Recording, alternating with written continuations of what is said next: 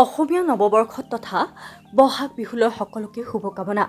মই আজি আপোনালোকক এনেকুৱা ঠাইলৈ লৈ যাম য'ত চাৰিওফালে কেৱল ফুল আৰু ফুল।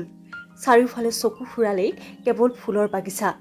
ক'ত মই এতিয়া নকওঁ, আপোনালোকে দেখিলেই নিজেই গম পাব। ফুলৰ বাগিচাখনি দেখি মোৰ এটা কথাই মনলৈ আহিল। এই যে ল'ৰালি কালতে পঢ়া আমাৰ ফুলনি নামৰ কবিতাটি। ফুলবোৰ ৰঙা নীলা আৰু হালধীয়া, পাতবোৰ কিয় বাৰু হ'ল সেউজীয়া, পখিলাই উলাহত হালি জালি নাচে, ফুলৰ লগত বাৰু কিনো কথা পাতে। আপোনালোকে কবিতাবোৰ ভাল পায়নে?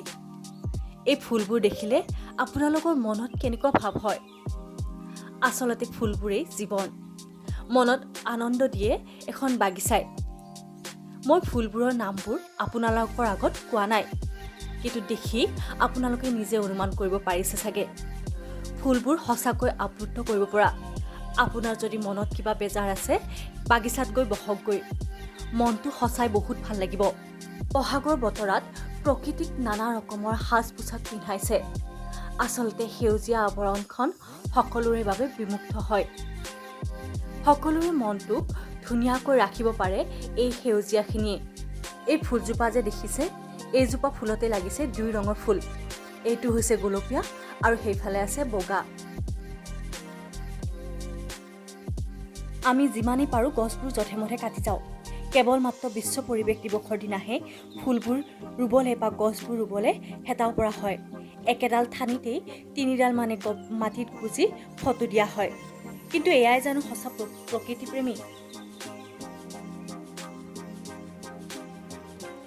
অৰণ্য মানৱ যাদৱ পায়েঙে কৈছে, অসমত গছ ৰুবলৈ দৰকাৰ নাই, গছ য'তে ত'তে হয়, খালি আপুনি পোহপাল দিয়ক। অৰণ্য মানৱ যাদৱ পায়েঙৰ আজি মূল্য অসম বা ভাৰততকৈ বেছি মেক্সিকো বা আমেৰিকাত। এই কপৌফুলডালো জেঠ মাহতে ফুলা কপৌফুল। মোৰ ভিডিঅ'টো কেনেকুৱা লাগিল? ফুলবোৰ যদি গোটেইবোৰ চাব বিচাৰে তেনেহ'লে মোক কমেণ্ট যোগে জনাবলৈ নাপাহৰিব আৰু ভিডিঅ'টো ভাল লাগিলে লাইক কৰি দিব।